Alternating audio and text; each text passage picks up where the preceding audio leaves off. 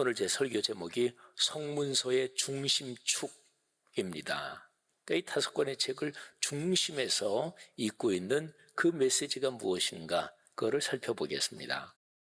제가 순서를 잠언, 전도서, 아가서 이 3권을 먼저 말씀드리겠습니다. 이 3권은 솔로몬이 썼다고 그렇게 전통적으로 얘기를 하죠. 또 여기 그 책 자체에 솔로몬이 썼다 이런 얘기가 또 사실은 나오기도 합니다. 자, 먼저 첫 번째로 잠언입니다.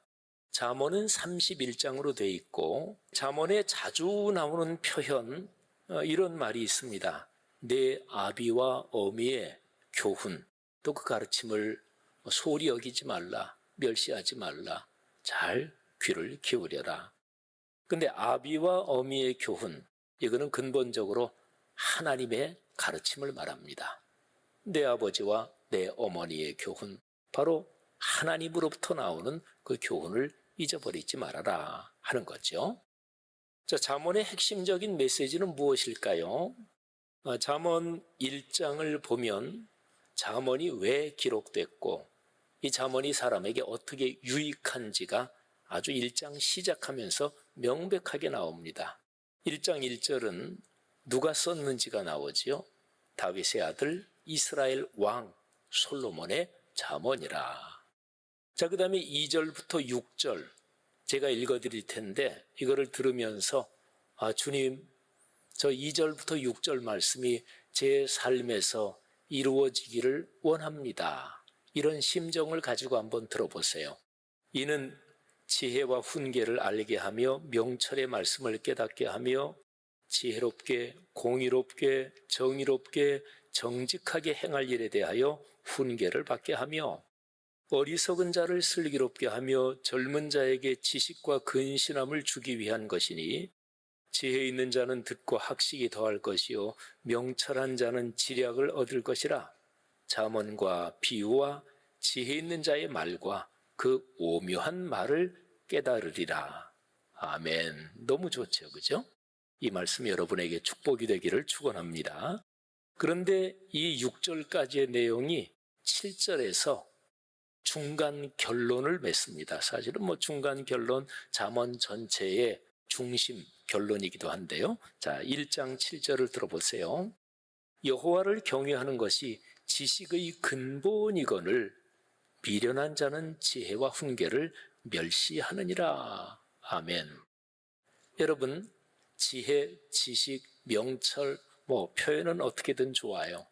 근데 그 모든 것은 하나님을 경외하는 것, 하나님을 예배하는 것, 그 모든 것은 하나님으로부터 나온다. 이런 얘기지요. 그러면 지혜로운 자, 미련한 자, 이게 보통 세상에서는 지혜로운 사람 하면은 머리에 떠오르는 어떤 장면, 그림이 있죠. 미련한 사람, 또 머리에 어떤 모습이 떠오를 것입니다. 근데 성경에서 말하는, 잠언에서 말하는 지혜로운 자, 미련한 자는 하나님을 알고 그분의 음성에 귀를 기울이며 사는 사람이 지혜로운 사람이에요. 미련한 사람은 하나님이 주시는 말씀, 그 지혜와 훈계를 멸시하고 또는 중요치 않은 걸로 여기는 사람, 이 사람이 미련한 거지요. 하나님이 중심이다. 이거는 잠언에 계속해서 반복돼서 나오는데요. 잠언 2장 5절 한 절 더 읽어드리면 여호와 경외하기를 깨달으며 하나님을 알게 되리니 대저 여호와는 지혜를 주시며 지식과 명철을 그 입에서 내심이요. 그러니까 모든 지혜는 하나님으로부터 옵니다. 자, 그런데 잠언에서 지혜, 이게 이제 핵심 단어죠. 근데 이 지혜라는 단어는 예수 그리스도를 상징합니다. 그러니까 예수 그리스도를 가리키는 말이에요. 잠언 3장 18절 말씀을 들어보세요. 이거는 창세기부터 신약의 예수께서 오시는 이 모든 흐름과 연관해서 무지무지하게 중요한 말씀이에요. 잠언 3:18. 지혜는 그 얻은 자에게 생명나무라. 지혜를 가진 자는 복되도다. 아멘. 자, 보세요. 지혜를 받은 사람은 생명나무를 가지고 있다는 거예요.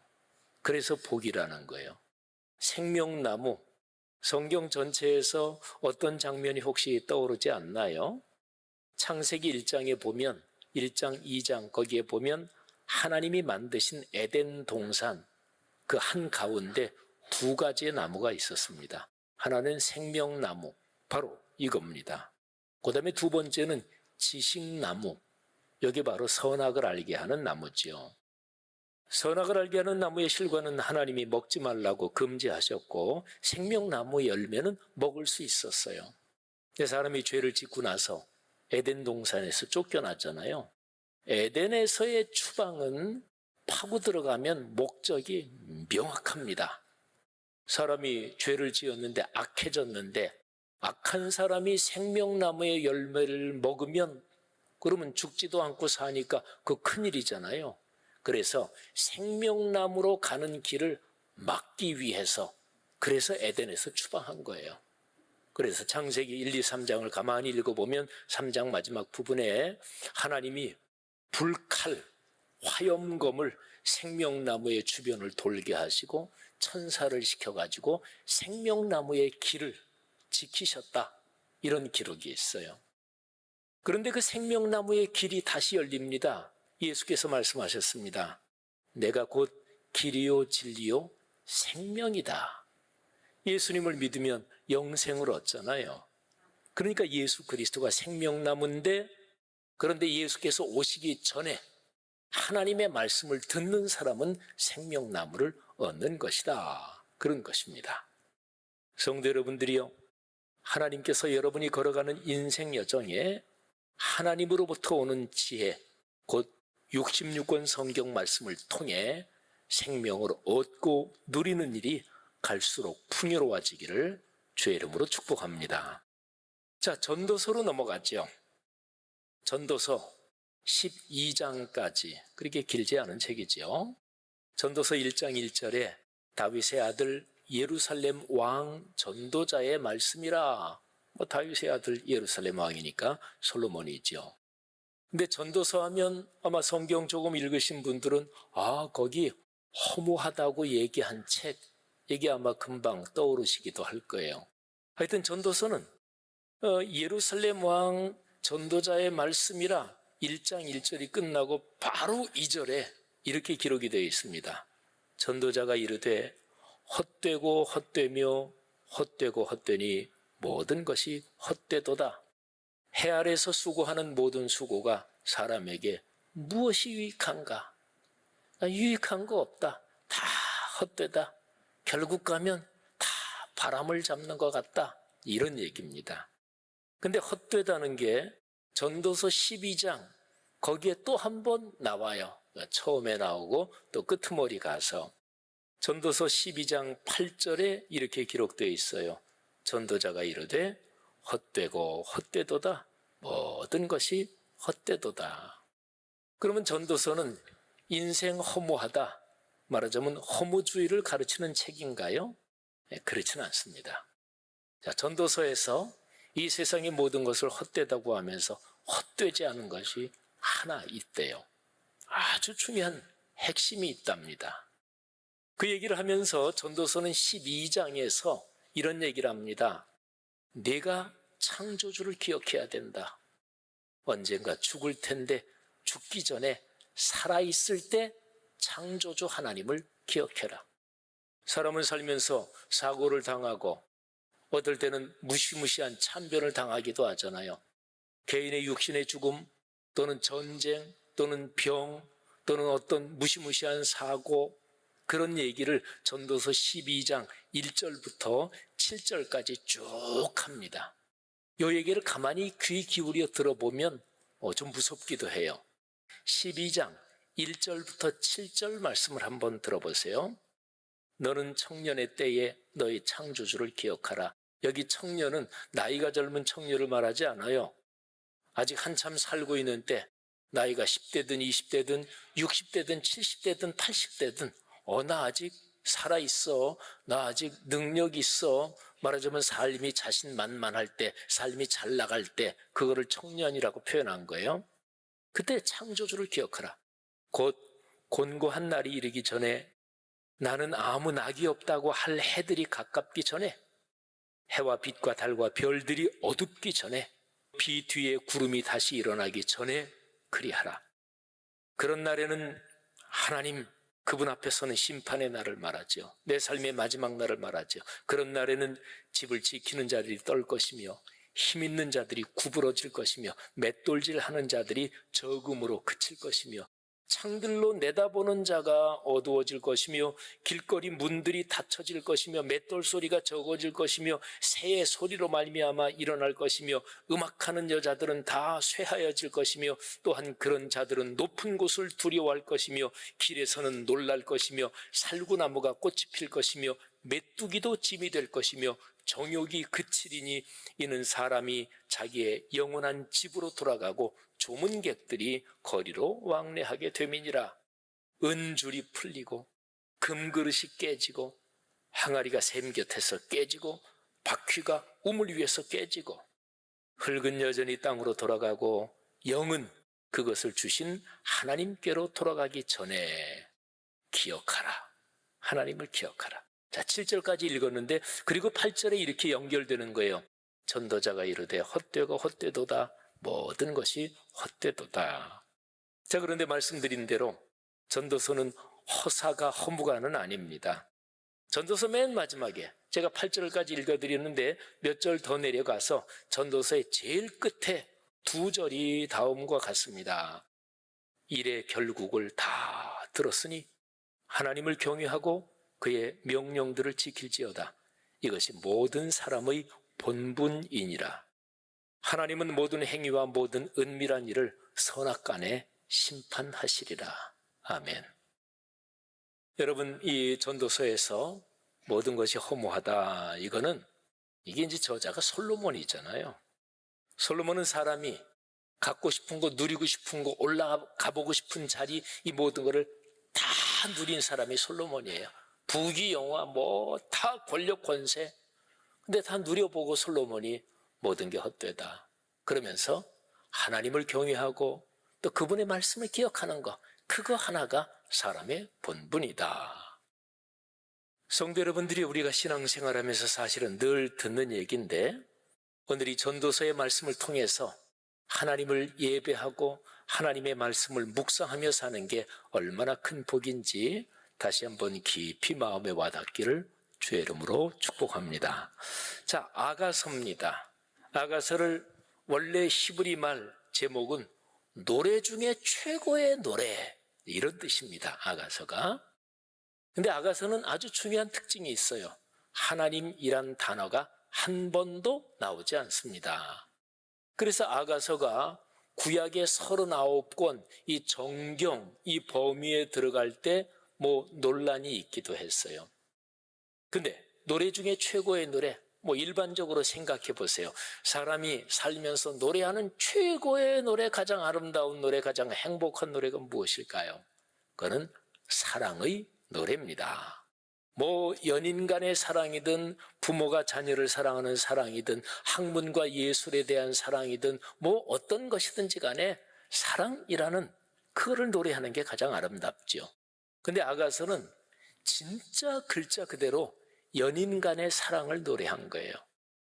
솔로몬 왕과 술람미 여인, 흑인이었을 거라고도 성경학자들은 얘기를 하죠. 그런 여인 간의 아주 사랑을 노래한 책이고, 이 아가서는 좀 세세하게 그 장면을 이렇게 머릿속에 그리면서 읽으면 아주 굉장히 적나라한 성적인 표현도 많이 나오는 책이에요.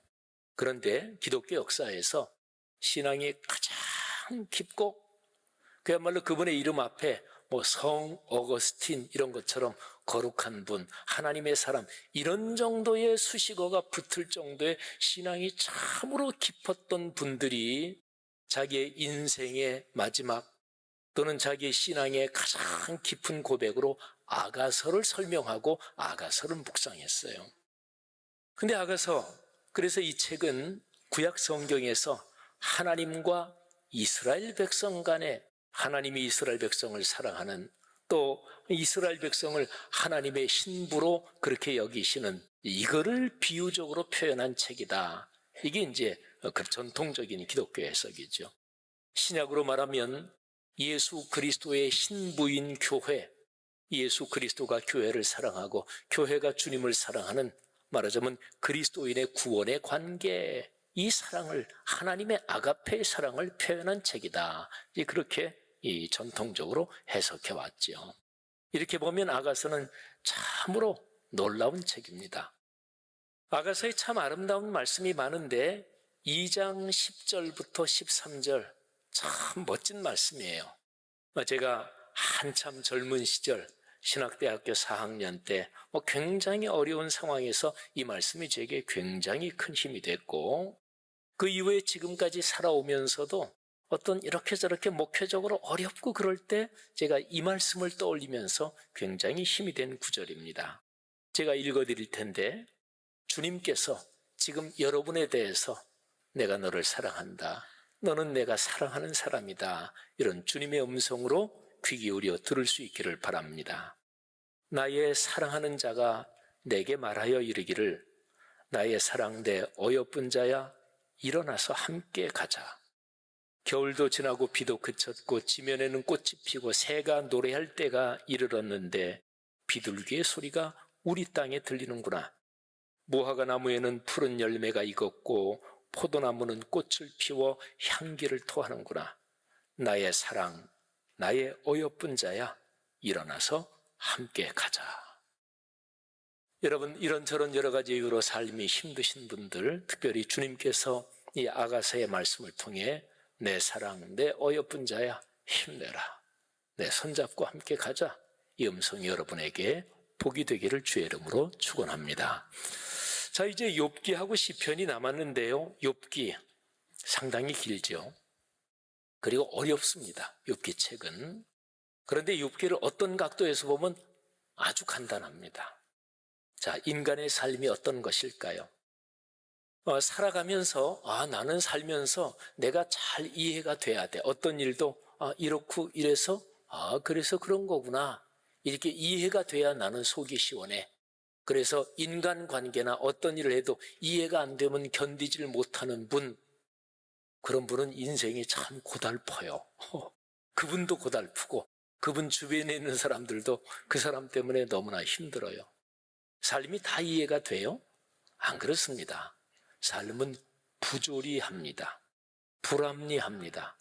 욥이라는 사람은 하나님이 칭찬하실 정도의 선한 사람이었습니다. 근데 욥에게 까닭없는 고통이 마구 덮치잖아요. 재산이 날아가는 건 물론이고 자식들까지 죽어나가고 자기의 몸에 질병이 오고, 오죽했으면 욥의 부인이 여보 그러면서도 하나님 믿어, 하나님 저주하고 죽어버리는 게 낫지, 이 정도의 상황이 됩니다. 그때 욥의 주변 친구들이 여러 명이 와서 욥한테 이런저런 얘기를 해요. 그 사람들이 하는 얘기가 이런 겁니다. 권선징악. 선하게 사는 사람들은 상을 받고 악한 사람들은 벌을 받는다. 권선징악. 또 그 다음에 인과응보. 뭔가 그랬으니까 그게 결과가 닥치지.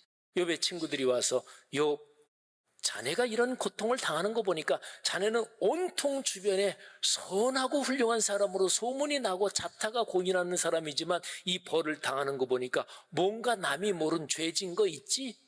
이게 이제 인과응보예요. 또는 사필귀정, 다 그런 거죠. 그런데 생각해 보세요. 인생이 권선징악, 인과응보, 사필귀정으로 다 설명이 돼요? 우리가 사는 사회에서 나 진짜 억울하다, 그런데도 벌을 받고 재판 판결 경과가 그렇고 그런 거 많잖아요. 욥기는 바로 그런 주제를 다루고 있습니다. 친구들이 와서 이렇게 저렇게 얘기하는데 욥이, 난 니네들 얘기 하나도 도움이 되지 않아. 난 동의할 수 없어. 나는 하나님 만날 거야. 하나님한테 물어볼 거야. 욥이 간절하게 하나님을 찾아요. 근데 나중에 드디어 하나님이 나타나셔요. 그리고 욥의 친구들이 한 얘기, 니네들 한 얘기 다 틀렸어.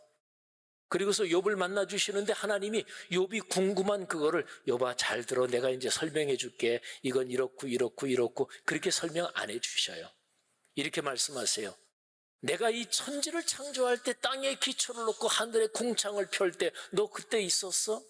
너 어떻게 했는지 알아? 너 무지무지하게 힘센 짐승 악어의 힘이 어디서 나오는지 너 그거 봤어? 이러면서 하나님이 이 천지 만물 이런 거를 쭉쭉쭉 얘기하면서 너 그거 알아? 그러니까 욥이 하나님을 만나고서 제가 할 말이 없습니다. 죄송합니다. 그러니까 논리적으로 설명 들은 것도 아니에요. 근데 하나님을 만나고 나서 아무 소리도 할 필요가 없었어요. 주님, 제가 주님을 믿습니다. 이게 욥기예요. 사랑하신 여러분, 욥기서를 우리는 읽으면서 또 이 메시지를 들으면서 우리는 그런 가르침을 받는 거예요. 삶은 다 이해할 수 없어요. 하지만 분명한 것 하나가 있습니다. 우리가 확실하게 아는 것 하나가 있습니다. 주님께서 우리와 같이 계신다. 주님이 우리를 사랑하신다. 십자가의 그 사랑이 우리를 붙잡고 간다. 성도 여러분, 이런 신앙 우리에게 넉넉하기를 주의 이름으로 축원합니다. 자, 이제 성문서의 결론, 시편. 시편은 구약의 이스라엘 백성의 신앙에서 핵심적인 역할을 한 책이고 또 신약시대의 교회 공동체, 오늘날에 이르기까지도 마찬가지예요. 시편에서 제일 중요한 150개 시편 중에서 제일 중요한 게 몇 편일까요? 여러 가지가 떠오르는데 뭐니 해도 시편의 결론은 1편이에요. 서론인데 결론이네요. 그래서 서론적 결론입니다. 자, 시편 1편은 어떻게 하면 복을 받고 사느냐, 복 있는 사람이 누구냐. 자, 1절에는 복 있는 사람은 적어도 3가지는 거부하고 이거는 안 한다. 악인들의 꾀를 따르지 않는다. 죄인들의 길에 서지 않는다. 오만한 자들의 자리에 앉지 않는다. 성도 여러분, 이 3가지 하지 마시기를 주의 이름으로 권면합니다. 뭐 해야 되느냐? 딱 한 가지입니다. 여호와 율법, 하나님의 말씀을 주야로 묵상하며 그 말씀 통해서 주님 손 붙잡고 걸어간다. 여러분의 삶이 그러시기를 주의 이름으로 축원합니다. 그리고 3절부터 5절에는 악인과 의인이 대조돼서 나옵니다. 3절, 4절은 비유로 나와요. 자, 의인은 이런 그림, 이렇게 비유할 수 있어요. 시냇가에 심은 나무, 철을 따라 열매를 맺고 또 가물어도 잎사귀가 마르지 않고 그 아름다운 나무, 이게 의인이에요. 악인은 아주 짧은데요. 바람에 나는 겨와 같다. 5절 말씀에는 의인과 악인의 대조가 또 나오는데 이거는 직설법이에요. 악인들은 나중에 하나님 앞에서 심판 견디지 못한다. 영원한 형벌 받는다, 그런 거죠. 그리고 죄인들은 의인의 모임에 들지 못한다. 의인의 모임, 이건 하나님께서 인정하시는 그 아름다운 축복의 모임이죠. 마지막 결론이 6절입니다. 의인들의 길, 여호와 하나님이 인정하신다. 악인들의 길은 망한다. 여러분, 여기에서 중요한 게 있습니다. 시편 1편에서 얘기하는 의인, 악인. 우리는 의인, 악인 하면 얼른 머리에 그런 게 떠오르죠. 의인, 정직하고 공의롭고 반듯하게 살고, 악인은 그 반대. 근데 그거를 바꿔야 돼요. 여기 시편 1편의 맥락으로 보면 의인 그러면 실수 없고 허물 없고 그런 사람 얘기하는 게 아니고요. 하나님의 말씀을 묵상하며 걸어가는 사람. 이 사람을 의인이라 그러는 거예요. 악인은 그러면 하나님의 말씀 읽지 않고 묵상하지 않고 그냥 그렇게 사는 사람이 여기 시편 1편에서 악인이고, 그리고 성문서, 욥기, 시편, 잠언, 전도서, 아가서에 공통되는 메시지가 바로 그것입니다. 제가 지금 얘기한 것처럼 의인은 말씀 묵상하며 걸어가는 사람이라 그랬잖아요. 악인은 말씀 묵상하지 않는 사람. 이 얘기를 들으면 부담 가는 성도들이 있을까 봐 제가 안 하려고 하는 얘기입니다. 여러분, 성문서의 중심축은 아주 명백합니다. 하나님을 경외하라. 하나님을 예배하라. 근데 구체적인 방법이 뭐예요? 공예배의 자리에서 선포되는 말씀 겸허하게 듣고 깨달아 사는 것. 그리고 내가 개인적으로 66권 성경 말씀을 묵상하며 그 묵상함으로써 주님 손 붙잡고 인생길을 걸어가는 것. 이게 바로 성문서의 핵심 메시지. 그 사람이 복이 있다는 거예요. 그 사람이 의인이라는 거예요. 성도 여러분, 그런 사람의 삶의 모습을 어떤 그림으로 그려볼 수 있을까요? 저 유명한 시편 23편 여호와는 나의 목자시니 내가 부족함이 없다. 이 시편 23편 우리 성도들이 다 알잖아요. 그럼 아름다운 장면이 여러분 인생의 그런 모습이 되기를 주님의 이름으로 축복합니다. 여러분 내외간 아들, 딸, 또 손자, 손녀, 여러분 가문 대대로 또 우리 교회 공동체 그런 복을 받기를, 이 복이 주변으로 널리 퍼지기를 주의 이름으로 축원합니다.